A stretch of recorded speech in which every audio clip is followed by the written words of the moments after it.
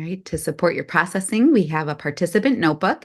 You can make a copy of it or respond on paper or whatever your preferred method of processing it is. Please take a moment to set that up now, following the links that Liz shared in the chat to either make a copy of that on Google Drive or to download the document and open it in your preferred application. So we'll give you a moment to set that up and then we'll get started.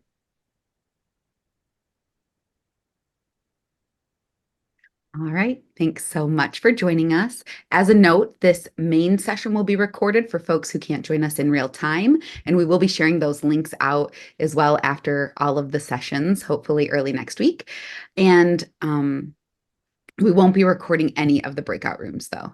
But we want to thank you for joining us. And to get our collaboration started, we'd love for you to share a few pieces of information with us so that we can use it in our time together today. So I'm going to start a poll. And if you wouldn't mind responding, it would really help us out. Right? And as we explore where we're all sitting, we have some folks who were going to help see themselves as a little bit more creative, hopefully today.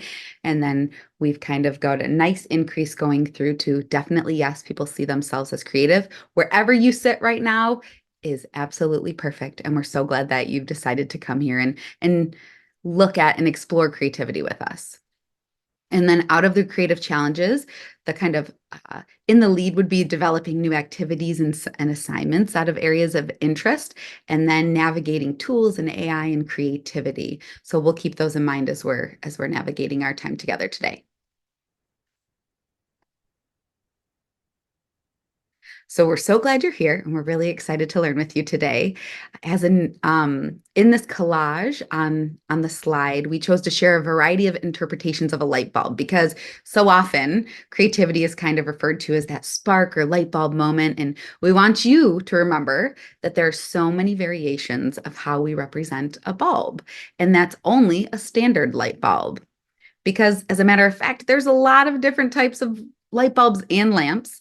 And that's what an image on the screen displays, is that variety. And even more variation occurs when there's like really specific options within a light bulb or a lamp. So this is our reminder to you and hopefully sets kind of the norm that creativity is different in all of us.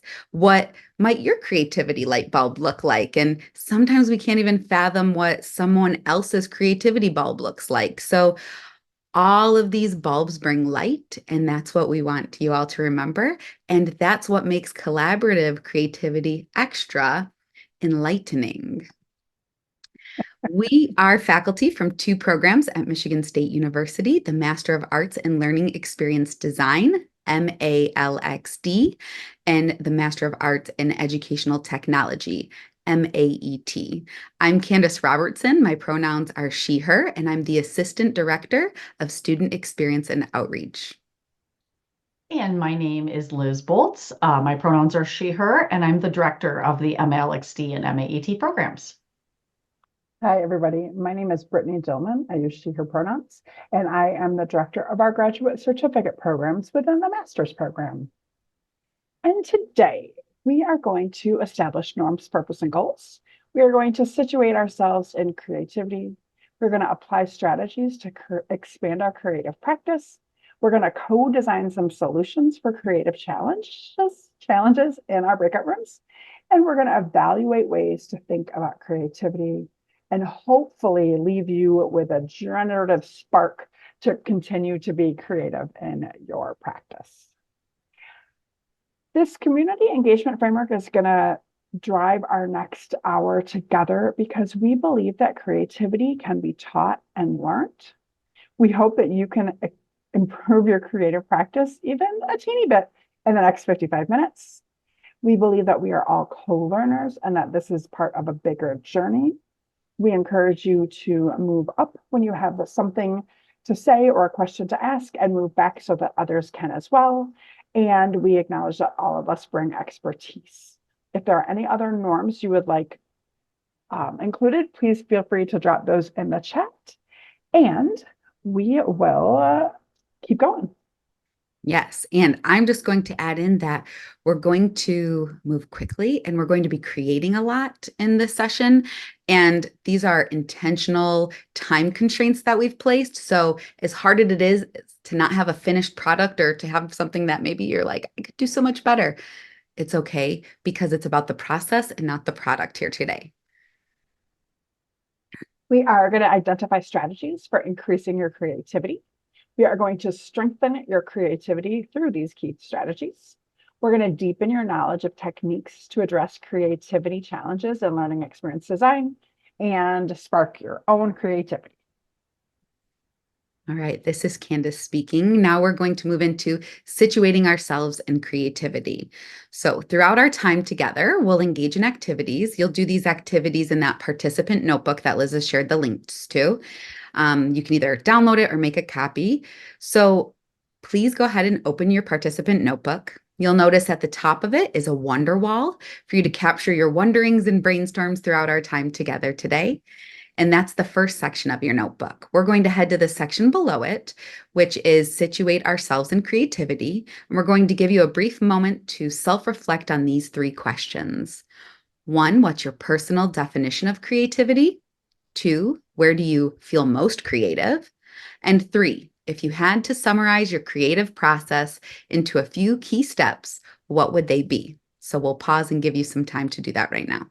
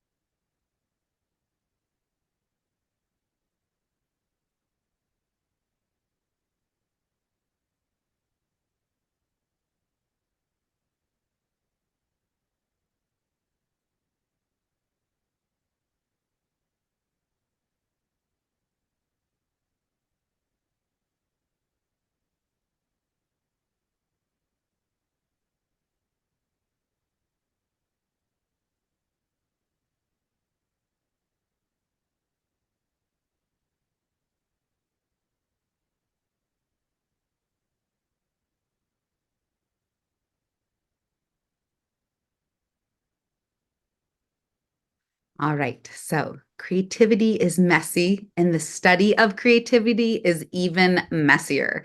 So that's why we think your personal definitions and interpretations are so important. The complex aspects of creativity have led to so many different scholars developing comprehensive frameworks that describe what creativity is, explain how it can be developed, discern the levels of creativity, and clarify why some ideas or products are more creative than others. This is Brittany. If you want to take a minute to drop your definition of creativity in the chat, we welcome and encourage you to do so, just to exemplify how tricky and messy creativity is. No pressure to do so. We would like to move into the section where we talk about strategies to help you expand your creative practice. So, people research this, they tell us how to do it. And here are some things that we have learned from creativity research. One is to play. And for those of you who are at various phases of life or personality, this might be really hard for you. I know it's really hard for me, but it is a good way to increase your creativity.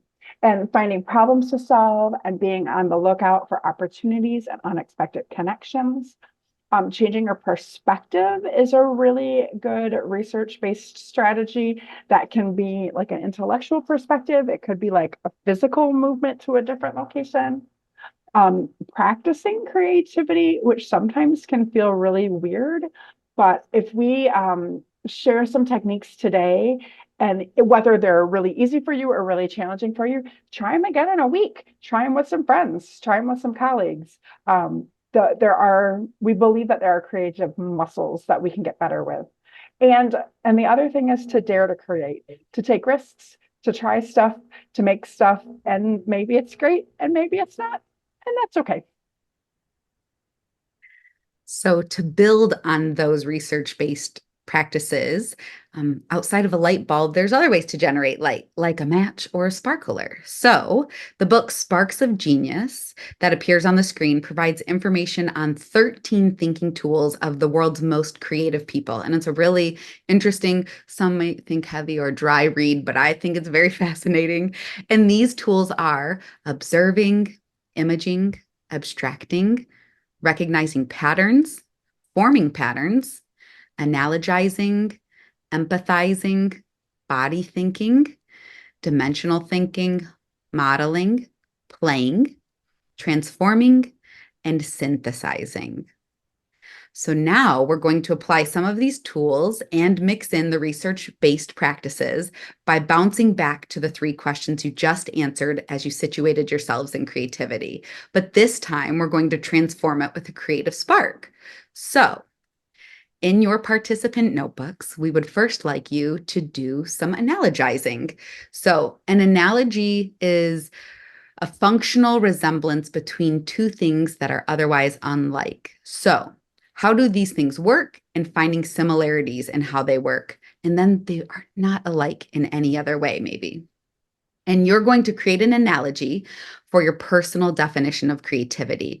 And we're going to note that it's not a metaphor or a simile. We're calling this thing actually the same thing. So creativity is, what is creativity for you? And if you'd like to, you can add a drawing or a picture that captures your analogy in your participant notebook. So we'll give you 2 minutes to go ahead and analogize your definition.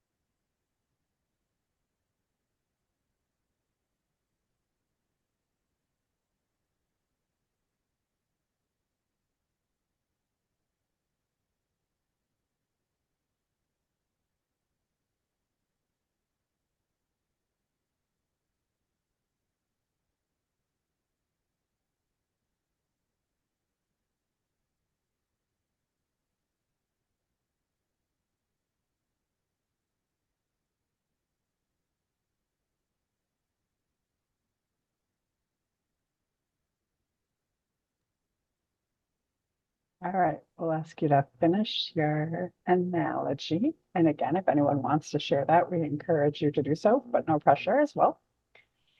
The next tool we are going to ask you to engage in to strengthen your creativity is observing.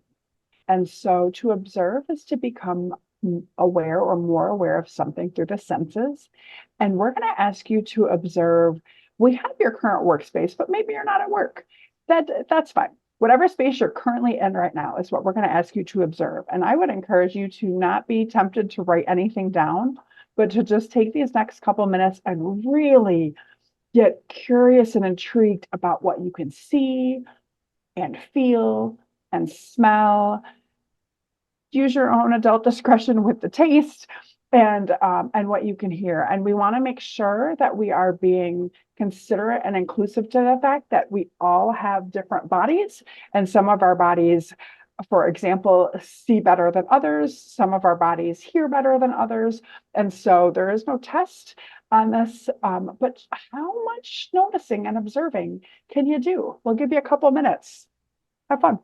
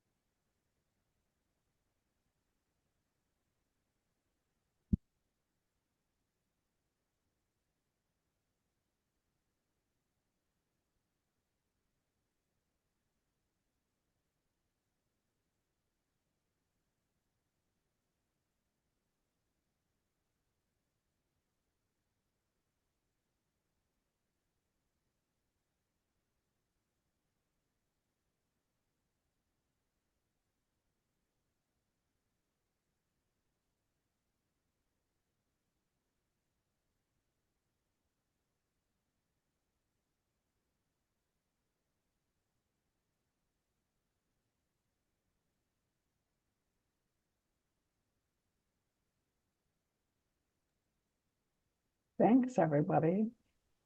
Hoping that you're feeling really good in your body right now.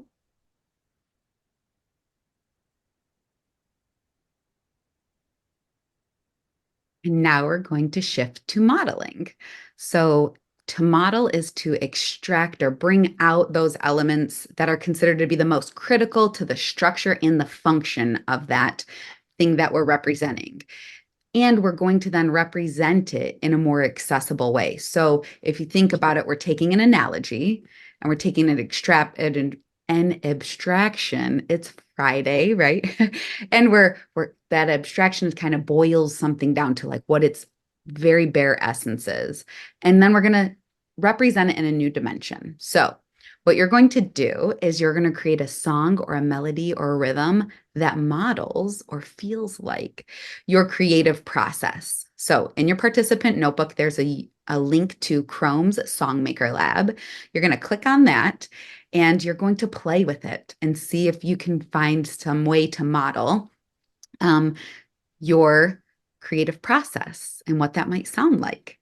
So you can save it using the check mark that's in the lower right-hand corner on your screen. It's highlighted in a screenshot on the slides. And if you want to share that link after you're done, feel free to in the chat, or you can just copy and paste it into your notebook for yourself later. So we'll give you a couple of minutes to do that now. And I'm just going to note, in the past, people have really liked this and we're a little ahead of time. So we're going to give you more than 2 minutes to play.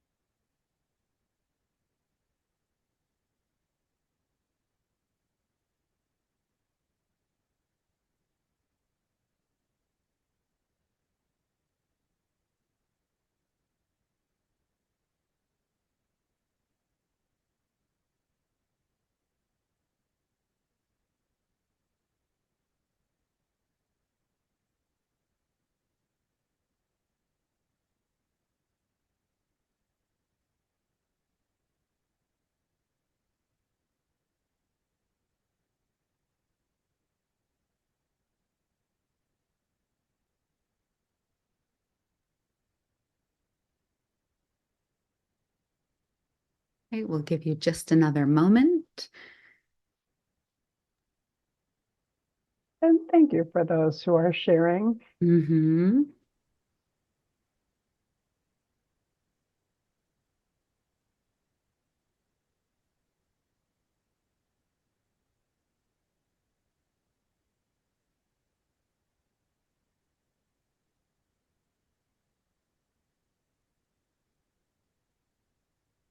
And we hope that you note the difference in experience between answering those questions at the beginning and then coming at those questions from this lens, and then what it was like to be able to process first in writing and then create in this different and deeper way, potentially.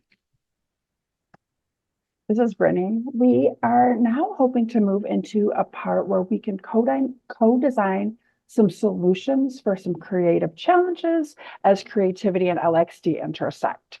So some of the challenges that we have been made aware of by other learning experience designers and folks in this world are developing creative visual and layout aspects of design, developing new activities and assignments. A number of you said that that was kind of a big one for you. Accessibility challenges with creative mediums and technologies, always a concern. Navigating tools with AI and creativity, a number of you mentioned that as well. And perfectionism and priorities and logistics and starting projects.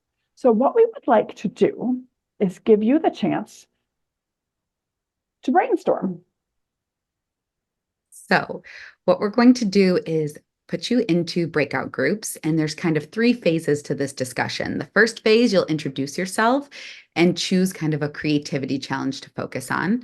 You'll individually brainstorm that and those possible approaches and strategies to tackling that and approaching it. In phase two, you'll share your favorite ideas and you'll build on them together. And you'll notice what ideas are kind of sticking and like exciting everyone. And then in phase three, um, examining what totally new ideas can you create for possible strategies and sharing those and building on them.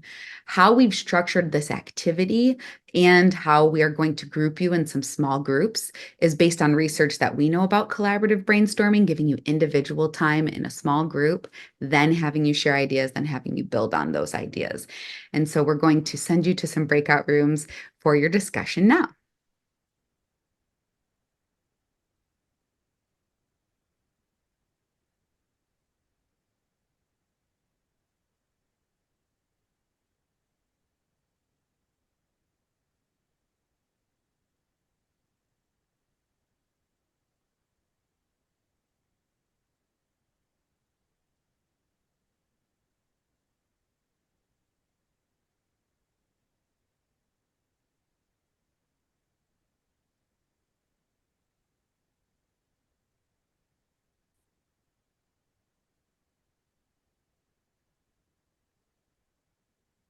Hi, everybody. All Welcome right.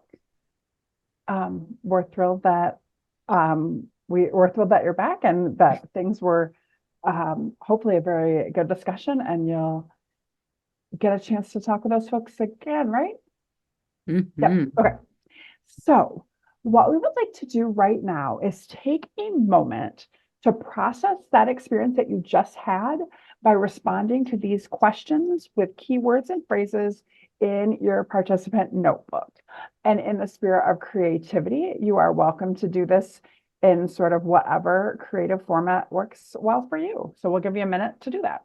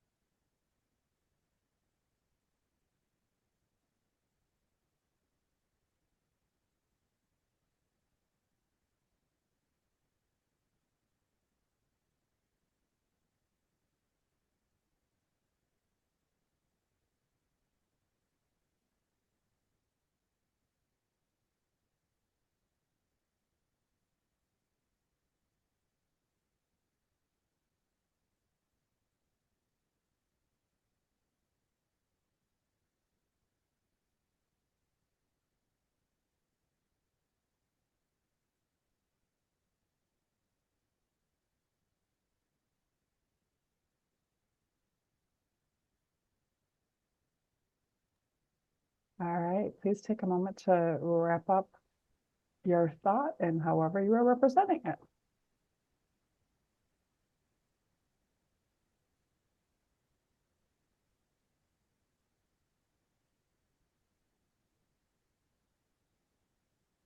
All right. Now we're going to share some leading ways that we can think of creativity based on some scholarly work.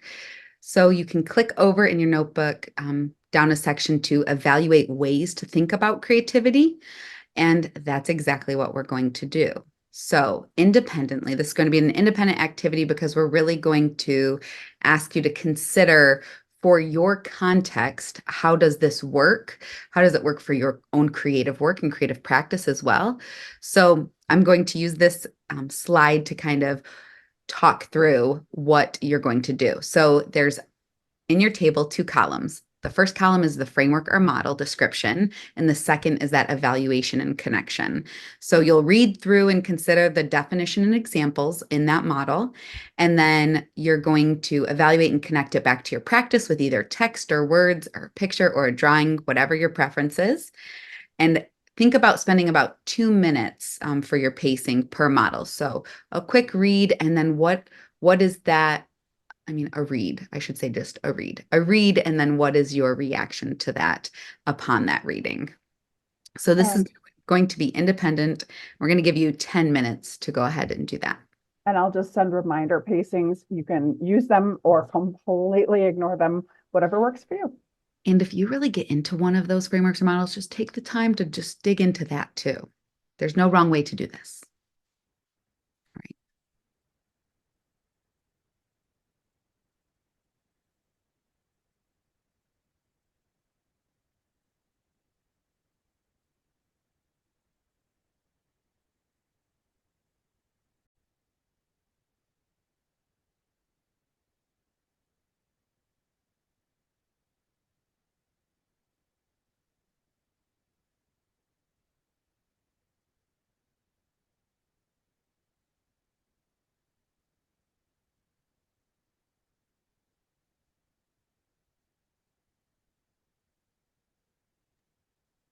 Please go ahead and wrap up your final thought.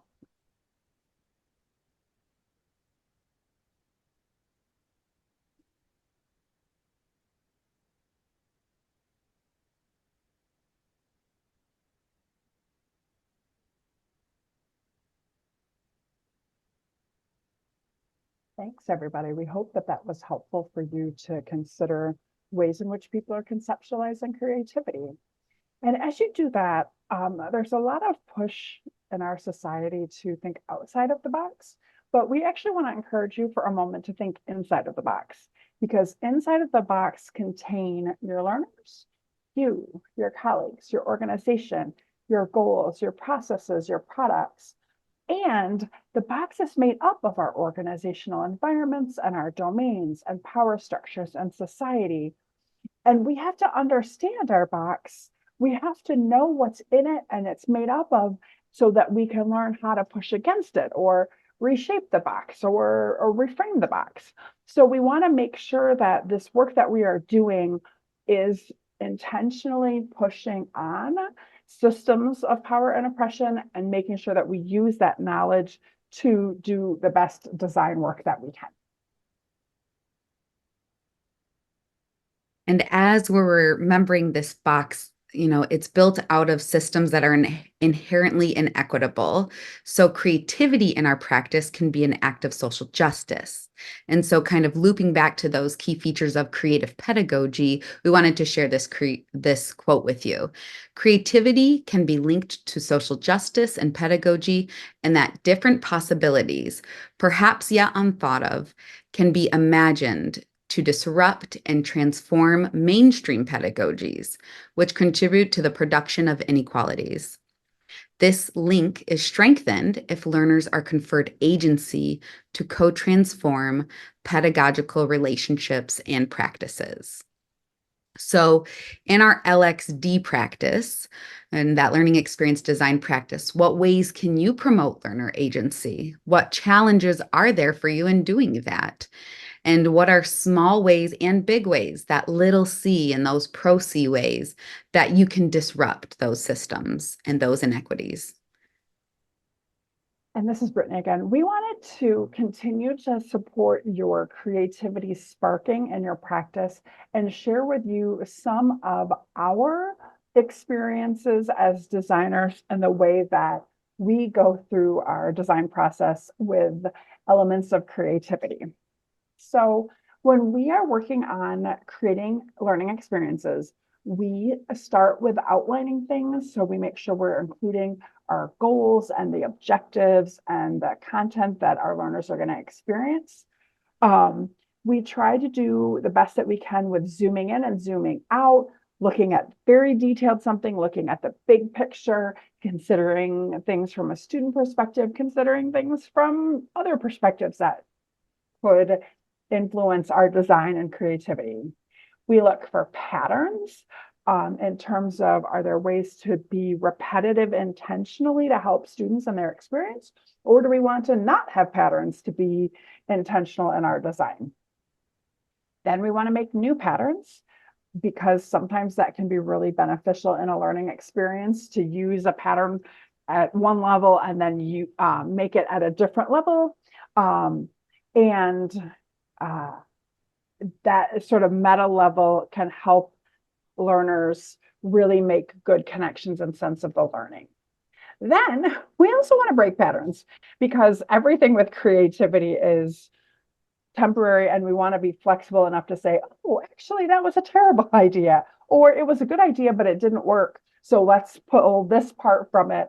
I try to ask really helpful questions, and a lot of times they do not turn out to be helpful, but as soon as I ask something bad, somebody else says something good that they come out of it. So and we always want to find inspiration, and that's why the three of us love being able to design together in the times that we get it, because the way that we're able to bounce ideas off of each other makes things happen that wouldn't happen otherwise. And then the other part that's super hard is the fact that sometimes things go very smoothly. This is never a linear process, but sometimes they flow. Other times it's like it's the proverbial brick wall, and then you have to somehow keep going, but maybe you don't keep going in that direction. And so sometimes it's like, hey, we need to change direction. Our creativity needs a break, and then you take that break. What we would love to do now is give you a minute to look at these ideas. They're in your participant notebook, and jot down a note or two about, how do you already do this well? Or is there something you've been wanting to try that you think somebody could help you with? We want to leave you feeling a little bit more equipped to be creative, sparky in your next learning design experiences. And then this outline that's in your notebook, you can use to then start designing your next learning activity. So listing out your goal or topic, how would you zoom into it and zoom out of it? So that's there for you as a template as well.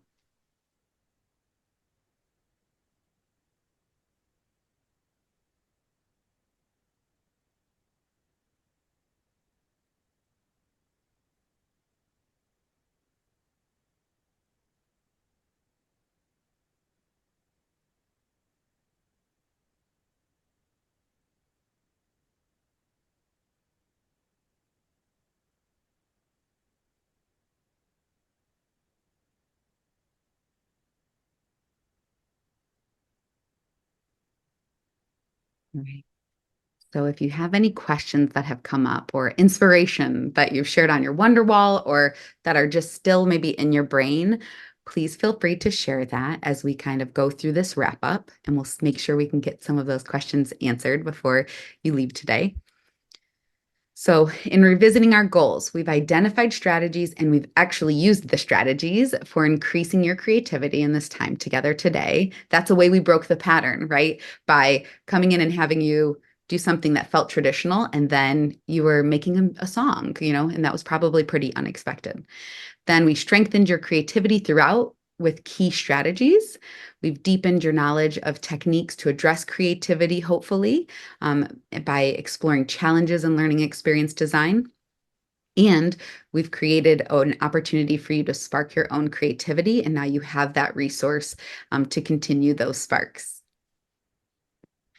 In your participant notebook and in the slides, which are also linked in your participant notebook as a shout out at the top of the quick link section, you have some resources to continue your exploration and creative work, which we're very excited about that it's happening and that we're here for resources as each other.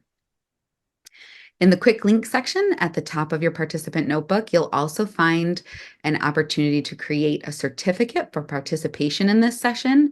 And as you continue your creative work, please reach out to us via email at malxdegre@msu.edu with questions or feedback. We're happy to connect and just say we love brainstorming. We love collaborative brainstorming. So please feel free to send us a message and we'll love to connect and support you in your work too, because it makes us all better in our creative practice. And we're really thankful that you shared this time with us. And for those of you who have participated in multiple sessions, we're so happy that we've been able to connect with you in this way. And thank you for taking time to be here with us in this session or in many sessions.